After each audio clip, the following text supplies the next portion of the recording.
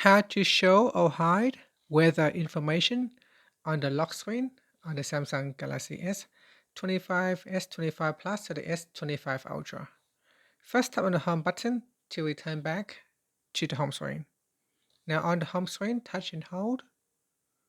Next, at the bottom here, tap on Wallpaper and Style. Next, tap on the left-hand side panel. This is the lock screen panel. Then, in here, touch on the clock panel, and from the pop-up, tap on Style, tap on the Style tab. Then we go down and tap on Show Weather Information. Tap on the toggle button to turn on or switch off Show Weather Information on the lock screen.